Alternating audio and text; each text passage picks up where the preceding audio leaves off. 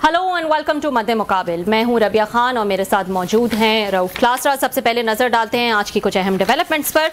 मुल्क भर में तालीम के लिए वफाकी और सूबाई हुकूमतें कितनी संजीदा। पाकिस्तान के सबसे बड़े सूबे पंजाब और सिंध ने तालीम के लिए कितना बजट मुख्तस किया है। तालीम और सेहत का नारा लगाने वाली PTI हुकूमत खैबर पख्तूनख्वा में तालीम पर कितनी रकम खर्च करेगी।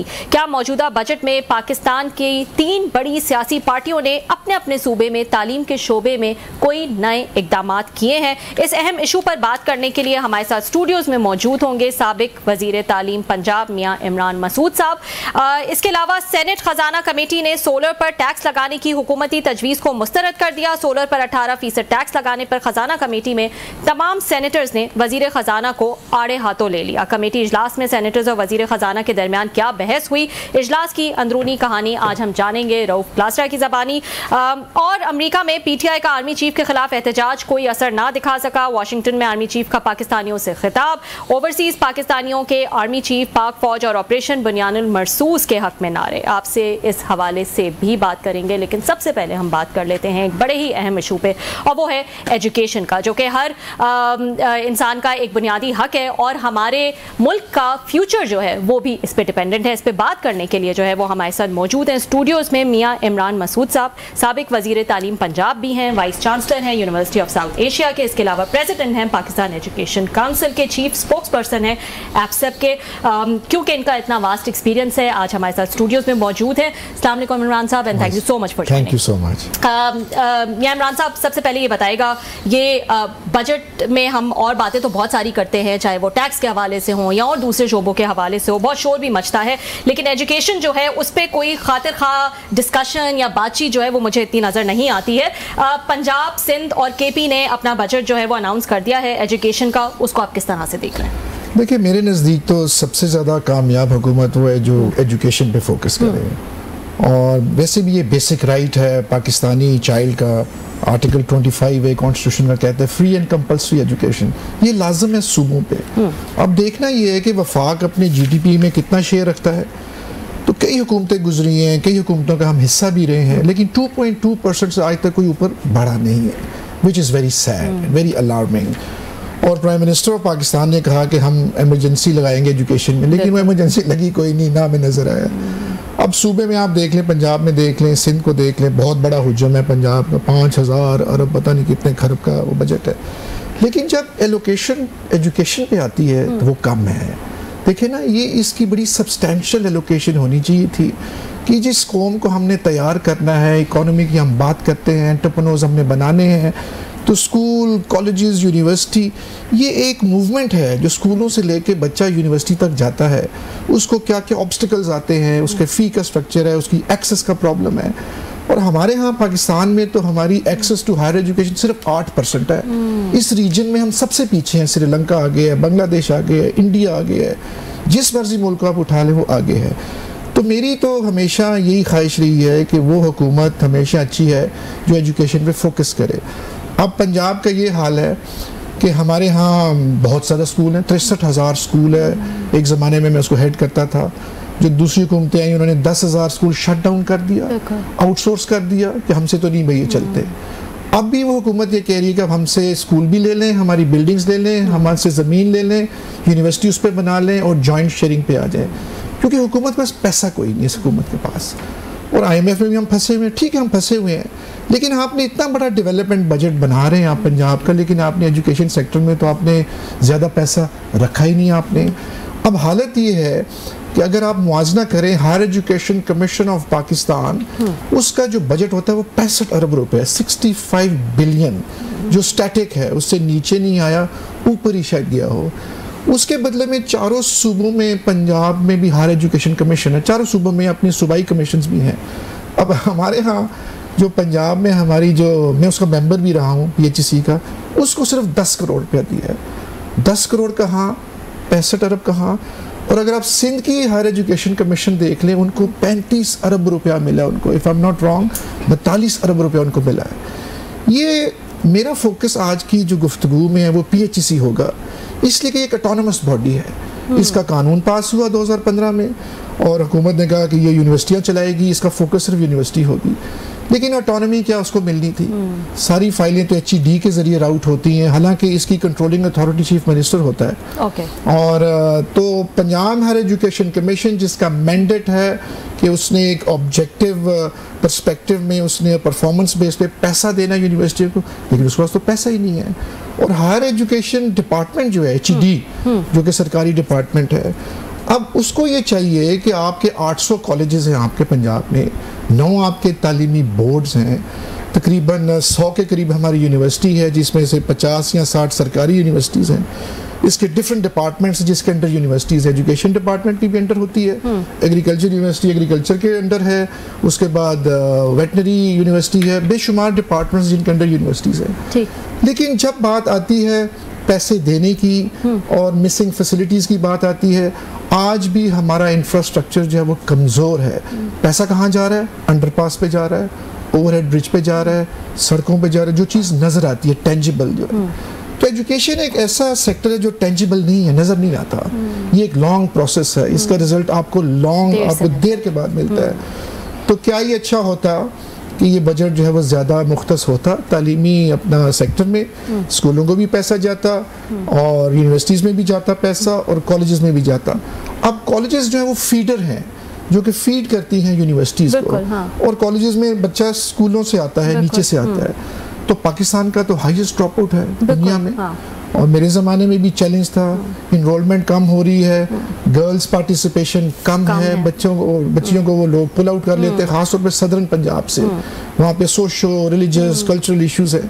तो हमने इनको इंसेंटिव दिया अपने ज़माने में, हमने कहा चलें फ्री एजुकेशन कर देते हैं आपके लिए, फ्री किताबें भी आपको दे देते हैं, यूनिफॉर्म भी दे देते हैं, स्टाइपेंड भी दे देते हैं बच्चियों को। हमने उनको पॉकेट मनी दिया जिससे हमारे ज़माने में इनरोलमेंट बढ़ गया, 2.2 मिलियन जो है बच्चे ज़्यादा आ गए। शरह ख़वानगी 5 सालों में 42% से 62 पे पहुंच गया। अब शरह ख़वानगी नीचे आ गया है, तकरीबन 60 के करीब है। तो ये कमिटमेंट है जो कि लीडरशिप पे डिपेंड करता है कि सूबाई लीडरशिप कैसी लीडरशिप है या कौमी जो लीडरशिप है वो क्या है, उनका फोकस क्या है, उनका अपना पाथ क्या है, रोड मैप क्या है। तो मुझे तालीम की तरफ तो मुझे नज़र नहीं आ रहा है, इनका बिल्कुल कोई फोकस नहीं है। तो लिहाजा ज़्यादातर इनका जो फोकस है वो डेवलपमेंट में है, सड़कें हैं, फिर उन्होंने MNAs को पैसे दिए, MPAs को पैसे ये दे रहे हैं। तो ऐसा सच कोई ग्रैंड प्लान नहीं है जो हमें नज़र आ रहा है। हाँ, इनिशिएटिव सारे चीफ मिनिस्टर के हैं। चीफ मिनिस्टर स्कॉलरशिप प्रोग्राम, उन्होंने 30,000 स्कॉलरशिप दिया बच्चियों को, बड़ा अच्छा है, पब्लिक प्राइवेट दोनों को दिया, यूनिवर्सिटीज़ में दिया, उस पर तकरीबन अरबों रुपया उन्होंने लगा दिया और वो एक चीफ मिनिस्टर के नाम से है। तो हर स्कीम जो हमारे सूबे पंजाब में शुरू हो रही है वो चीफ मिनिस्टर इनिशिएटिव है। कोई ऐसा सेक्टर मैंने नहीं देखा कि कोई प्रमोशन हमें नज़र आ रही है। ज़्यादातर ये सियासी किस्म के एलोकेशंस हैं ताकि वोट बढ़ें। और लेकिन तालीम एक ऐसा सेक्टर है जहाँ की क्वालिटी हमारी कम हो रही है, एक्सेस टू हायर एजुकेशन कम है। अब क्वालिटी भी चैलेंज है, एक्सेस भी चैलेंज है, इंफ्रास्ट्रक्चर भी बहुत बड़ा चैलेंज है। हम लोग जिन इलाकों से हैं वहाँ पे अक्सर चार दीवारी भी नहीं होती। एक ज़माने में टाट होता था, टॉयलेट्स कोई नहीं होते थे, मास्टर कोई नहीं होता था, टीचर कोई नहीं होता था। तो टीचर की हाज़िरी, इंफ्रास्ट्रक्चर, एलोकेशंस, अब इन्होंने नया निसाब आ गया, पिछली हुकूमत ने दिया, SNC जिसे कहते थे, अब वो बन गया NCP बन गया। पंजाब में एक नई अथॉरिटी बना दी है पैक्टा, इन्होंने वो टेक्स्ट बुक बोर्ड को तोड़ा, पंजाब एजुकेशन कमीशन को, और फिर कायद एक वो होता था टीचर्स ट्रेनिंग का, सबसे तोड़ के मिला के उनको एक पैक्टा अथॉरिटी बना दी है। अच्छा, उस पर एक अफसर लगा दिए 21 ग्रेड का। तो ये अब प्रोविंशियल इशू है ना कि वो अपना निसाब जो है वो अपनी मर्जी से वो कर सकते हैं। आपने बहुत सारे इश्यूज जो हैं वो गिनवा दिए, लेकिन मैं बेसिक पे चली जाऊंगी। आई नो आप हायर एजुकेशन पे जो है वो ज़्यादा फोकस रखना चाहते हैं, लेकिन जैसा कि आपने कहा कॉलेजेस यूनिवर्सिटीज़ को फीड करती हैं, स्कूल्स कॉलेजेस को फीड करते हैं, लेकिन यहाँ ये समझना बहुत मुश्किल हो जाता है कि इसीलिए एजुकेशन इमरजेंसी की ही शायद ज़रूरत है कि इसको शुरुआत जो है वो इसकी कैसे की जाए कि 2.5-3 करोड़ बच्चा अगर आउट ऑफ स्कूल है पूरे पाकिस्तान में, तो क्या उस पर फोकस किया जाए। आप अगर ये बात करते हैं कि कॉलेजेस और यूनिवर्सिटीज़ नहीं है, इंफ्रास्ट्रक्चर नहीं है, लेकिन बहुत सारी हैं जो कि गोस्ट हैं, गोस्ट स्कूल्स होते हैं, वहाँ पे टीचर्स नहीं आते, वहाँ पे तलबा नहीं आते, उसका क्या किया जाए। फिर आपने कहा कि उनके पास इतनी रिसोर्सेज नहीं है, वो आउटसोर्स करना चाहते हैं, वो चाहते हैं प्राइवेट सेक्टर इसमें आ जाए। शुरुआत जो है वो कहाँ से करनी चाहिए, और इसमें कितनी सच्चाई है कि वाकई यूनिवर्सिटीज़ और कॉलेजेस जो हैं वो बंद तो जाते हैं और उसमें बहुत सारी फंड्स भी चले जाते हैं, बहुत सारी अपने मफादात भी होते हैं, करप्शन भी होती है, और उनका कोई सच फ़ायदा जो है वो नज़र नहीं आ रहा होता। देखिए, डिपेंड करता है नीयत पे आपकी। आप प्राइवेट सेक्टर पे एतमाद करें ना, आप उनको अपना पार्टनर बनाएं, क्योंकि एंड का रिजल्ट तो बच्चा है ना। बच्चा चाहे सरकारी यूनिवर्सिटी में पढ़े या प्राइवेट में पढ़े, लेकिन यहाँ दो कवानीन है, सरकारी के लिए अलहदा है और प्राइवेट सेक्टर के लिए अलहदा है।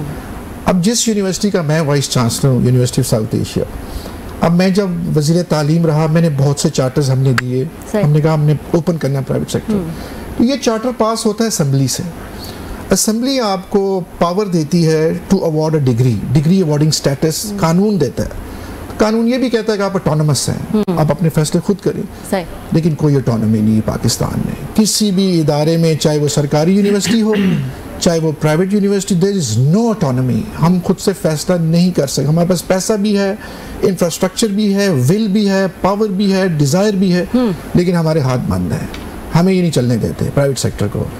लेकिन हमने कोई गलत काम तो नहीं करना, हमने एक्सपैंड करना है, अपना आप करना। और जो यूनिवर्सिटी एक्सपैंड कर जाए, जिसके बच्चे 40,000 हो जाएं और वो टॉप मोस्ट रैंकिंग में चली जाए, तो उसके पीछे आप वैसे पड़ जाती है हुकूमत कि इतना ये माल क्यों बना रहा है। अब जिसने ग्रो करना है उसने माल तो बनाना है, और वो माल दोबारा उसी इदारे में ही वो लगाते हैं।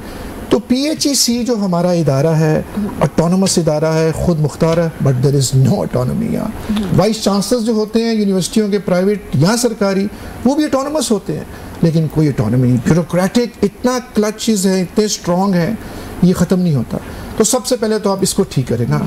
अगर आपने इस मुल्क का शरह ख्वानगी जो है अगर 50-51% है, शरह ख्वानगी आपने बढ़ानी है, एक्सेस बढ़ानी है, तो इन पे आप एतमाद करें। मियां साहब, मैं सॉरी आपकी बात काट रहा हूं, बड़ी अहम चीज़ें आपने बताई हैं, बड़ा डिटेल के साथ आपने सारा दिया है। जो सवाल रबिया का था, मोस्टली ये क्रिटिसिज्म आती है कि आपका जो ज़्यादा एजुकेशनल बजट है वो किस जगह पे खर्च होना चाहिए। हालांकि हाँ, मैं उसका बेनिफिशियरी हूँ हायर एजुकेशन का, कि यूनिवर्सिटीज़ थी, हम पढ़े हैं सरकारी यूनिवर्सिटी से सारे से।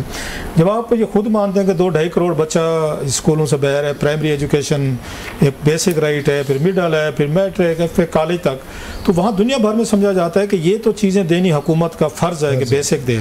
नेक्स्ट अगर मेरे जैसा आप जैसा कोई भी हायर एजुकेशन लेना चाहे तो वो फिर अपने फंड से, अपने खर्चे से उन्हीं चीज़ों पे जाए। आप इस फिलासफी पे बिलीव रखते हैं कि ज़्यादा पैसा जो है ड्रॉप आउट्स पे, आपको स्टार्ट के एजुकेशन पे जाना चाहिए, या आपका ख्याल है ये यूनिवर्सिटीज़ पे, उन चीज़ों पे पैसा जाना चाहिए? एक प्राइवेट सेक्टर आप लोग हैं, आप कैटर कर सकते हैं उनकी बहुत सारी रिक्वायरमेंट, लेकिन बहुत सारे बच्चे ऐसे भी हैं, बस वन ऑफ दो जो नहीं अफोर्ड कर सकते उनको प्राइवेट सेक्टर को, तो उसके लिए भी ज़रूरी है। सो हाउ वुड यू मतलब स्ट्राइक ए बैलेंस कि आपका बजट जो है मेन कहाँ पे जाना चाहिए? बेसिक एजुकेशन पे जाना चाहिए या हायर पे जाना चाहिए? मेरे नज़दीक मेरा तजुर्बा भी यही है। माई एक्सपीरियंस सेज कि आपने बेसिक एजुकेशन पे पैसा लगाना है। बहुत बड़ा वाइड स्प्रेड है नीचे, 63,000 स्कूल है, 12.8 मिलियन स्टूडेंट है, करोड़ों में ये स्टूडेंट है।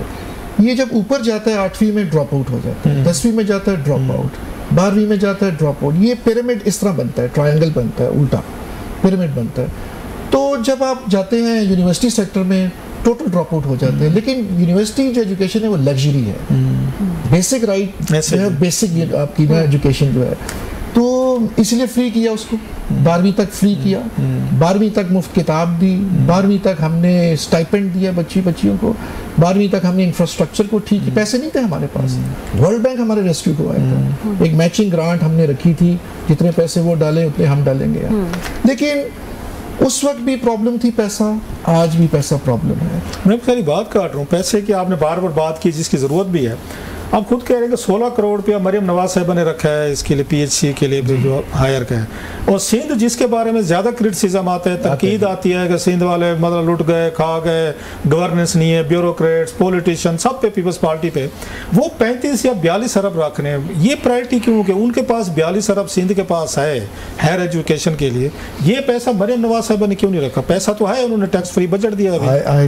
यही तो प्रॉब्लम है कि आपका फोकस क्या है, आपका विजन क्या है, आप सूबे को किस तरह आगे लेके जाना चाहते हैं। हमारे ज़माने में विजन ये था कि हमने पढ़ा लिखा पंजाब का नारा लगाया था, इस कौम को पढ़ाना है, इन बच्चों को जो है स्कूलों में हमने डालना है, ड्रॉप आउट कम करना है, आउट ऑफ स्कूल कम करना है। तो अब अब सिंध में है 42 अरब रुपया Sindh higher education commission, school side अब ये लेता है, मैं समझ गया सर। तो लिहाजा उनकी डायरेक्शन ठीक है। यहाँ पर डायरेक्शन जो है वो सियासी है, ऊपर जो है वहाँ पे नहीं। आप समझते मरियम साहबा को मशवरे देने वाले लोग ठीक नहीं, कि हो सकता है कि मरियम नवाज साहबा क्योंकि नई वो चीफ मिनिस्टर है वहाँ पे मुराद अली शाह साहब तीसरी दफ़ा मेरा ख्याल है हाँ जी बन रहे हैं, चौथी दफ़ा। सो आपका ख्याल है मरियम साहबा को इस पर ब्रीफ नहीं किया गया, उन्होंने इंटरेस्ट खुद से शो नहीं की, या ब्यूरोक्रेसी ने बैठ के उन्होंने मतलब खाता पूर कर रहे चलो 16 करोड़ रुपया, ये तो ऊँट के मुंह में मजीरा भी नहीं बनता सर। पंजाब इतना बड़ा सूबा, इतनी बड़ी। ठीक है, देखिए मरियम तो बड़ी लकी है, उनके वालिद साहब प्राइम मिनिस्टर रहे हैं, उनके चाचा जो हैं वो चीफ मिनिस्टर भी रहे हैं, प्राइम मिनिस्टर भी रहे हैं, उनको कोई इशू नहीं है। ये बड़ा जबरदस्त कॉम्बिनेशन है, ये चीफ मिनिस्टर भी खुद हैं और प्राइम मिनिस्टर भी वो खुद हैं। नियत नहीं है इनके पास तो आई थिंक कि अपना ठीक है, वो she is working very hard, कोशिश वो कर रही हैं। और लेकिन जो मैं चाहता हूँ, जो मैंने देखा था, एक होता है सेक्टोरल रिफॉर्म। एक सेक्टोरल रिफॉर्म से मतलब कि पूरे सेक्टर को आप रिफॉर्म करते हो, आप डंग टपाओ पॉलिसी आप नहीं रखते हो। उसके लिए आपको अपनी अयाशियाँ कम करनी पड़ेंगी, अपने अखराजात कम करने पड़ेंगे, आपको पैसा राइट डायरेक्शन में हेल्थ में लगाएं। अखराजात तो बढ़ते जा रहे हैं, बल्कि आप अभी जब बात कह रहे तो मेरे जहन में आ रहा था आज, बल्कि वो फाइनेंस कमेटी में भी ये बात हो रही थी, उधर मैं गया था मैं। उन्होंने जनाब कि हमारे ऊपर आवाम की तनकीद आती है कि वजीरों की तनख्वाहें बढ़ानी हो तो ओवरनाइट बढ़ जाती हैं 600 गुना। बड़ी है ना जी, स्पीकर MNAs MPs की बढ़ानी हो, स्पीकर या चेयरमैन की बढ़नी हो, वो तो कहते हैं देर ही नहीं लगती। या उन्होंने 500 बिलियन रुपीज़ डेवलपमेंट का फंड रखा, जो पिछले साल शायद खकाना भाई साहब ने कहा कि 30% जो है उसमें कमीशन खा जाता है, मतलब 150 बिलियन रुपीज़ कमीशन में चला जाता है। तो वो तो सारा पैसा है, प्रायोरिटीज हैं, but there is no money for the higher education. There is no money is only for MNA। मतलब 16 करोड़ रुपया इससे ठेके देने होते हैं ना, क्योंकि हमने नंबर पूरा रखना है ना पार्लियामेंट में अपना। तो प्रायोरिटी वो है, प्रायोरिटी एजुकेशन या हेल्थ सेक्टर नहीं है, या basic right of a citizen. मजे की बात है सर, मैं अभी हमने देखा कि वो पंजाब हुकूमत ने, मरियम साहबा ने क्लेम किया कि हमने टेंडरिंग शुरू की है, जिसके बाद MPA नाराज हैं। कुछ 1.25 अरब जो है बच्चा है। पहले तो आपको जब टेंडरिंग होती थी तो ठेकेदार आ रहे हैं, MPs MNA वजीर जा रहे हैं, अपने ठेका लेके कमीशन वगैरह लेते थे। तो उन्होंने टेंडरिंग शुरू की है, जिससे कुछ 1.25 अरब रुपया बच्चा है पंजाब हुकूमत को, डायरेक्ट जो मतलब कमीशन में जाता था, उस पर भी MPs नाराज है। तो कोई चीफ मिनिस्टर बने, आप बने, कोई मतलब है उसको उस्मान बुज़दार साहब बने, ये नवाज शरीफ साहब, शहबाज शरीफ, मरियम साहबा जो भी बने, तो फिर तो MPs उनको हॉस्टेज बना के रहते हैं कि भाई साहब हमारा हिस्सा इतने रख, वो क्या कहते हैं हमारा हक इतने रख, साडा हक इतने रख के हमारा कमीशन इधर रख।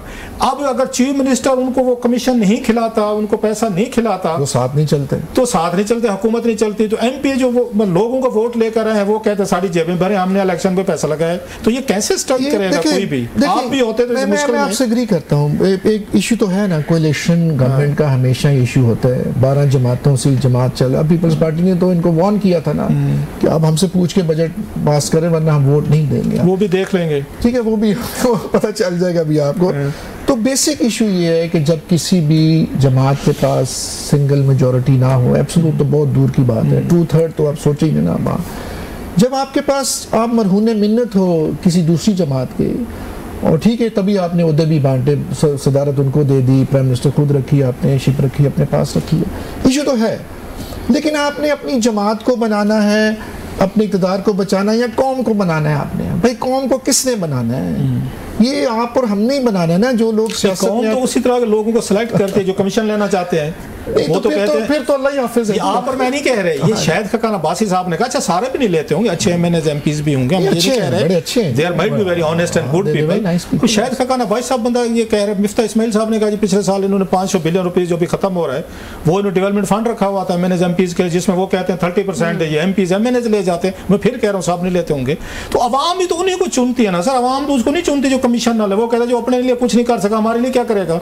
तो फिर तो ये सिस्टम चलता रहेगा सर। बस ये सिस्टम को बदलना पड़ेगा ना जी। ये तालीम याफ्ता लोग आगे बदलना था, इन्होंने था, अवाम तो नहीं बदलने को, मतलब वोट देने को तैयार ही नहीं होंगे। ये तो अब आपको नेक्स्ट इलेक्शन में पता चलेगा ना अब आपको, क्योंकि अब अवेयरनेस बहुत आ गई है अब ज़्यादा। अब लोगों को अपने राइट्स का पता चल गया है, लोगों को अपनी वोट की अहमियत का पता चल गया। पहले नहीं होता था, पहले आपने कह दिया तो सारा गाँव ने वोट दे दिया, मैंने कह दिया चल पड़े, आंखें बंद के चल। अब नहीं है।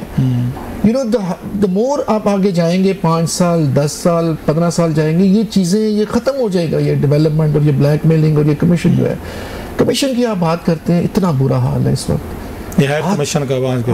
अच्छा, इसको फेडरल कमीशन को कैसे देखते हैं? ये HEC को आज वहाँ पे इरफान सदीकी साहब आए हुए थे उधर, वो कमेटी फाइनेंस कमेटी में, वो भी यही रोना रो रहे थे जो आप बता रहे हैं। उन्होंने हायर कमीशन की और बहुत सारे फेडरल के इदारे हैं, मेरा ख्याल उर्दू के बाकी चीज़ें हैं, उनके बजट उन्होंने भी काम लिया। इनकी स्टेटमेंट पढ़ी, देखिए हायर एजुकेशन कमीशन एक ऑटोनमस बॉडी है, सारी दुनिया ने मिलकर कहा कि हायर एजुकेशन कमीशन को स्ट्रेंथन करो, ये रेगुलेट करेगा, कंट्रोल करेगा।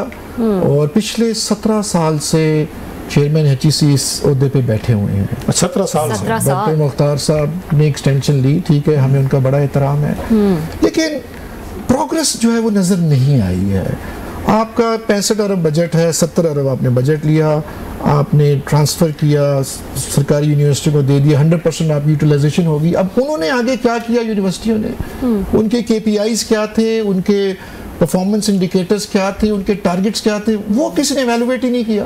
हाँ, मुतमिन है वैसे उनके मुख्तार साहब के 17 साल परफॉर्मेंस से। आप खुद भी एजुकेशन मिनिस्टर रहे हैं, बड़े इंतहाई very powerful, very effective in the past, खुद अब वाइस चांसलर रहे हैं, वो स्पोक्स पर्सन है।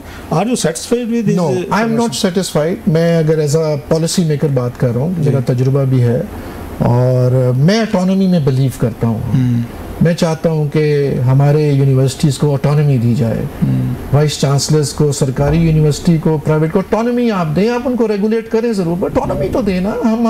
हमने MA अंग्रेजी खोलना हो तो 4 साल लगता है फाइल अप्रूवल। ऑटोनॉमी से आपकी क्या मुराद है? ऑटोनॉमी से मुराद ये है सर कि अगर मैंने MA अंग्रेजी शुरू करना है ना मेरी यूनिवर्सिटी ने, सबसे पहले मैं दरख्वास्त दूंगा HED को, वहाँ से वो जाएगी PHEC को, वहाँ से वो जाएगी CM हाउस जाएगी, वहाँ से वो गवर्नर के पास जाएगी, चांसलर उसका अप्रूवल देगा। वो फाइल निकालना को आसान है सर। आप जैसे बहुत कम लोग होंगे हैं जो यूनिवर्सिटीज़ को प्रोफेशनल तरीके से चलाते हैं, अच्छे तरीके से चलाते हैं, रेपुटेशन है। हमारे अपने चौधरी अब्दुर्रहमान साहब हो गए और बहुत सारे हैं, मियाँ अमर महमूद साहब हैं, लंबी लिस्ट है जिन्होंने बड़े अच्छे तरीके से चलाते हैं, वेरी फेयर। लेकिन बहुत सारी कंप्लेंट्स भी तो आती हैं प्राइवेट सेक्टर की कि वहाँ पे क्लासेस शुरू हो जाती हैं, पता चलता है एफिलिएशन ही नहीं है, स्टूडेंट से पैसा ले लिया, वो स्कैंडल भी आते रहते हैं। तो रेगुलेट तो हुकूमत नहीं करेगी, वो फिर कहते हैं आप तो खोते घोड़े से पहचानते करो, वो होनी चाहिए। आप जो एक अच्छा इदारा चल रहा है, आप उसको स्ट्रेंथ, हमें तो कोई ग्रांट नहीं मिलती है। अपना प्राइवेट सेक्टर को HEC कोई किसी किस्म की गवर्नमेंट ग्रांट नहीं देती, हालांकि नॉट फॉर प्रॉफिट भी हमारे इदारे हैं, but we do not get not a single Penney.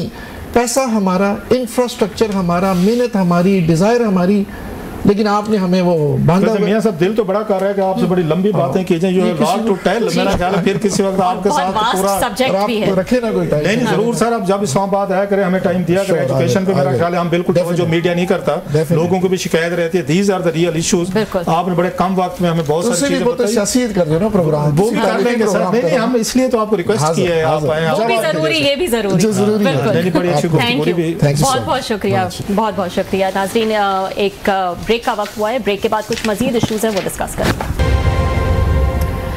Welcome back नाजरीन, एक और अहम इशू पे बात कर लेते हैं। सेनेट खजाना कमेटी का इजलास था और बड़ी गर्मा गर्मी जो है वो इस इजलास में देखी गई और काफ़ी सारे इश्यूज जो हैं वो डिस्कस किए गए, जो बजट में इकदाम लिए गए उस हवाले से जो है वो वज़ीर ख़जाना औरंगज़ेब साहब जो हैं वो भी वहाँ पे मौजूद थे और काफ़ी टफ टाइम जो है वो उन्होंने फेस किया। वहाँ पे क्या हुआ, आंखों देखा हाल जो है वो हम जान लेते हैं। रऊफ क्लासा साहब जो है वो वहाँ पर मौजूद थे। क्लासा साहब, किन किन इशूज़ पे जो है वो डिस्कशन हुई? मोटी मोटी चीज़ें जो हैं वो आई थिंक सोलर पे जो है वो काफ़ी शोर मचा और इसके अलावा और भी इश्यूज थे। क्या हुआ क्या आज वहाँ पे? बिल्कुल, एक तो मैं जैसी तैसी भी ना, जमहूरियत के ये बड़े फ़ायदे होते हैं कि बहुत सारे लोग जो टेक्नोक्रेट हों, पावरफुल लोग हों, ब्यूरोक्रेसी हो, वो जवाबदेह होते हैं आपके सेनेटर्स को, कौमी असम्बली के अरकान को। और एक मस से हम उन पर तनकीद करते रहते हैं पॉलिटिशियन पे, दे कम प्रिपेयर्ड और बड़ी वो तैयारी के साथ आते हैं और बड़ा उनको टफ टाइम देते हैं ब्यूरोक्रेसी को, जो otherwise these are very technical issues. ये कमेटी जो है, इसमें सलीम मांडवीवाला साहब की, ये बड़ी इफेक्टिव कमेटी और मैं इसको बड़े अरसे से 2013-14 से इसको मैं कवर कर रहा हूँ। मांडवीवाला साहब इसको मुसलसल चेयर करते आ रहे हैं, मैनी इश्यूज, स्कैंडल, स्टोरीज।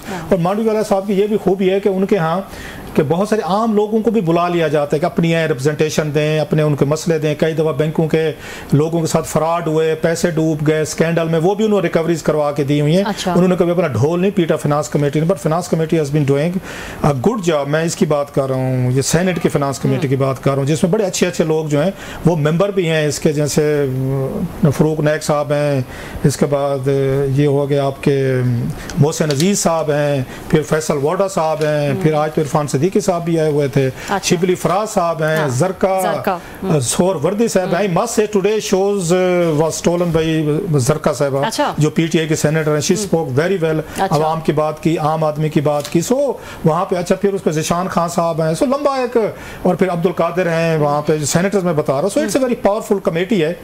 कामिल आगा साहब आते थे, मुझे लेकिन नजर नहीं है आज।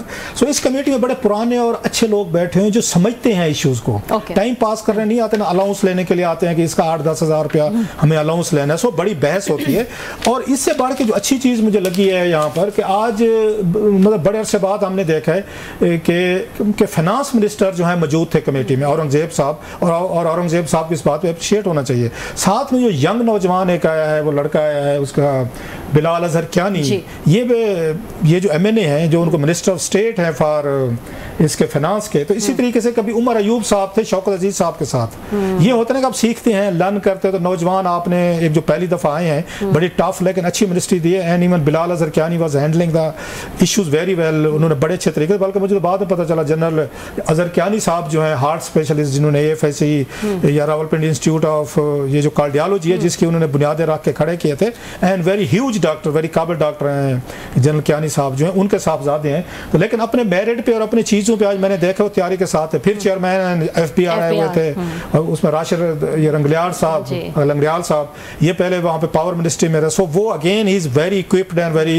इंटेलिजेंट और पूरी तैयारी के साथ। सो मैच में ज़रा इसलिए थोड़ा सा तारुफ दे रहा हूँ कि टीमें बड़ी पावरफुल थी। एक साइड पे औरंगजेब साहब हैं, साथ में बिलाल अजहर क्यानी हैं, साथ में उनको चेयरमैन राशिद लंगड़ियाल साहब हैं। इधर से मैंने आपको टीम गिनवा दी है। ये बैठे हैं सलीम मांडवीवाला साहब, खुद फाइनेंस मिनिस्टर हैं। सो मैच भी तो पढ़ना था।